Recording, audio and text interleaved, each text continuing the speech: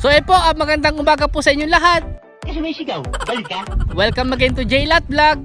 Welcome again sa mga viewers po namin, sa mga prospect buyer po namin na nag-aabang sa mga binablog po namin mga property.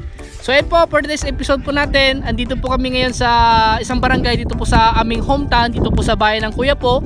At meron po kaming ipapakita sa inyo. Ito po ay farm lot na meron pong sukat na 2 hektarya. Ayan po, 2 hectare po ito, saktong 2 hectare. 2 hectares pala, sorry, walang S. Galing ah. 2 hectares po siya. At ito nga po ay malinis po yung kanyang titulo, TCT, i-title na po ito, no extrajudicial, buhay na buhay mismo ang may-ari, at kami rin po mismo ang nag-ano po ng kanilang titulo. Ayan. Naka-direct po tayo sa seller mismo. Bago po kami pumunta rito, nag-usap po kami kanina nila seller po. Ayan. So, yun nga po, 2 hektarya. At ang presyo po ng property na ito ay 3 million at kalahati o 3.5 million. Ayan, 3 million at kalahati po siya.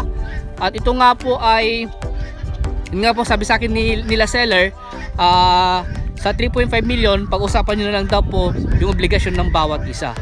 Ayan. So ito nga po, itong property na ito ay meron pong may isang kubo rito. Parang rest house na rin to. Tapos ito rin po may isang kubo rin dito na meron po yata siyang tawag ito yung kanyang kwarto. Ayan. So ito nga po, itong property na ito, yung mga alaga po nilang mga hayop ay hindi po kasama sa bentahan. Kumbaga ang binibenta lang po dito, itong property lang, itong lupa at yung mga nakatayo lang po dito sa property. At kasama po yung mga yung mga puno na tinanim nila. Ayan o. Meron po itong boss, ilan yung niya boss? Ilan yung mangga niya? 6. Tapos siya po kasi anong pangalan niyo sir? Samboy, siya po yung caretaker po nila seller dito. Ilang boss yung yung mangga? 6. Tapos yung ibang mga nakatanim, Guyabano, Santol, Kalamansi, 2 lemon, tapos 3 buko.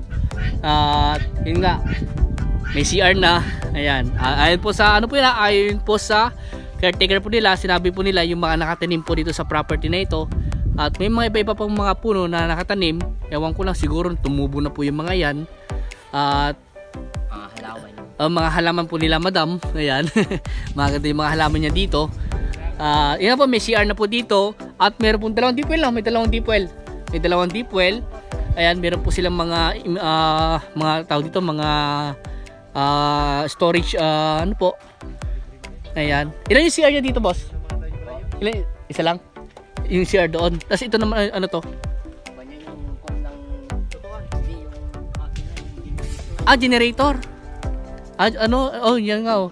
Ito po nga po, itong property nito ay wala pang na kuryente. Kaya po ang ginagamit po nila dito ay generator, tsaka po yung solar lights na naka-install po dito na merong 15 na solar lights yung naka-install po dito. At ito nga yung bahay nila na boss. Yun yung bahay nila seller, nila madam at ni sir. At yun nga po, kasama na po sa bentahan po yan. Yun nga po sa 3.5M na presyo po nila. At ito nga po, sabihin ko po sa inyo, andun po yung daan po niya. Yan, sa part po niya, andun po yung daan. Sabihin ko na po sa inyo yung totoo para po tayo, patas po tayo. Tabi po siya ng poultry. Ayan po, para alam niyo na po agad. Tabi po siya ng poultry, andun po yung daan, papunta po rito. Ayan. At ito nga po, sabihin ko sa inyo, yung property po natin ay may bakod na, pero yung ibang part ay wala pa pong bakod. Ayan. Pero yung kanilang bakod po ay concrete post na po na may hog wire at bob wire po siya. Ayan. So, ito nga po, may mga alaga silang mga kambing dito. May mga iba-ibang mga alaga silang mga hayop. At ito nga po, boss, ilan yung fish pan niya? Ilan yung fish pan? Isa lang. Ayun, doon sa bandang likod. Oo. Mamaya yun Mamaya. So, ayun po, libutin po namin yung ibang mga part. At mamaya po ipapakita po namin sa inyo yung kanyang fish pan. Siguro po sa drone video na lang po siguro. Doon ko na lang po ipapakita. Panoorin nyo na lang po yung kanyang drone video. Kasi doon po makikita po yung mga ibang part pa ng property. Kasi ito nga po ay medyo mahaba po siya. Ang estimate ko, ang length po yan siguro mga nasa half kilometer po siguro. Estimate ko lang po yun. At nga po, dito sa part po na kasi dito wala silang bakod. Pero andyan lang po yung muhon. Ayan. Dito lang po yung part na wala pong bakod. Ayan po. So ito nga po yung mga tanim po nilang mga prutas. May mga kalamansi pa dito. Ayan, tapos yung mga mangga po nila. At may mga alaga silang mga baka. Ayan. At kagandahan po nito, meron po tayong mountain view. Andiyan po yung Mount Balungaw. At kitang-kita po talaga dito. Yan na po yung pinaka parang design niya. Ayan. So dito nga po andun po sa bandaron yung kanyang fish pond. Ayan. Ito nga po yung part po dito. Ito po yung kanyang south part na may bakod na rin po siya. Ito po yung kanyang west part dito sa part na ito. At ito naman po yung kanyang north part. Ayan, kung saan makikita mo yung bundok ng Balungaw at yung bulubundukin po ng Caraballo. Ayan. At dito naman po yung kanyang east part kung saan makikita mo dito yung ibang mga portion ng property na dyan po sumisikat yung araw. Ayan po. So ayun, ulitin ko po itong property po natin. Ito nga po sabihin ko sa inyo, meron po sukat na 2 hektarya. Sakto po siyang 2 hektarya. Clean title po ito, no extrajudicial, buhay po yung nagbebenta. At ito nga po ay tax updated po ito. Ayan. Reason kung ba't nila binibenta, hindi ko po natanong. Kung sakaling tanungin nyo na lang po kila seller kung sakali. Pag-usapan nyo na din po yung obligasyon ng bawat isa sa 3.5 million na presyo. Ayan po. Doon nga po nakadirect po tayo sa mismong seller. Wala naman po po dito. Hindi po tayo nakaano sa ibang mga ahente. Kumbaga talaga po nakadirect po tayo sa mismong seller. Ayan. So try kong puntahan po dito sa ibang part na ito. Andito kasi yung mga ibang alaga nilang mga kambing. At ito nga po yung bahay nila seller. Siguro itong labas na lang po ng bahay yung aking i-video. At nakalimutan kong humingi ng pahintulot na pasukin sana yung loob. Pero dito na lang po sa labas. Ayan. So ito nga po. Ilan yung kwarto nito?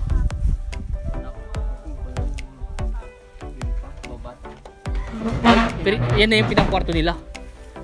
Huwag mo nang buksan, boss. Huwag na. Baka magalit sila naman na may iwag ano. Papakita ko na lang. So to kwarto to. Kwarto rin to. Tapos kwarto rin to. Ay, pinasala to. Tapos yun yung kwarto. Okay. So ito yung mga may alaga, meron pa silang alagang K9 dito ha. Oo. Nag-iisa na lang siya. Ayan. So ito nga po. Itong property po natin, karamihan po ito flat terrain po. Yung iba naman po ay may mga po siya, part na slope, pero hindi na po ganong malalim. Pa-slope lang po siya. At yun nga po, may mga iba-ibang mga puno na nakatanim. Ayan. So hanggang pa po yan. Sa may likod po doon ng poultry. Ayan, andun po yung daan. Andun na po yung barangay road sa part po na iyon. Sa may poste na iyon. Isusum ko po para makita nyo po. Yun po yung barangay road sa may poste na iyon. Papasok po siyang ganun. Ayan, papunta na po rito. Ayan. So ito nga po, ulitin ko, 2 hektarya at farmland po ito na merong part na residential na po. Ayan. Pero ang nakadeclare pa lang siguro sa tax declaration nito baka agricultural pa lang siguro po. Ayan. So yan po, kung may mga ibang katanungan pa po kayo regarding po sa property na ito, yun nga po, tawag lang po kayo sa akin. Kung gusto po makita tong property ng personal, sasamahan po namin kayo. Ito nga po ay para makita nyo po ng personal, para ma-experience nyo po ma-feel nyo po yung property kung sakali. Ayan. Ayan po, sa mga bago pa lang sa aking YouTube channel, huwag nyo po sanang kalimutan mag-subscribe po kayo, pinutin nyo po yung notification bell, at para mapanood nyo po yung mga bago naming i-upload na mga property kagaya po na ito. So yan po, bago po ako mag-end sa aking pagbibideo sa property na ito, ay yun nga po, panoorin nyo po yung kanyang aerial video para makita nyo po yung kabuuan ng property. Ayan. At maglalagay po ako ng marking ng mga boundaries po niya. Ayan. Tapos ito nga po ay, yun nga po, yung mga ibang part po ay may bakod na, yung ibang part ay wala pa. Pero maglalagay pa rin po ako ng marking po doon. So, ayun po, bago mag-end, panoorin nyo po muna yung kanyang aerial video. At maraming salamat po sa inyong pagsuporta po sa amin sa Team Realtors po. So po, maraming salamat po at God bless.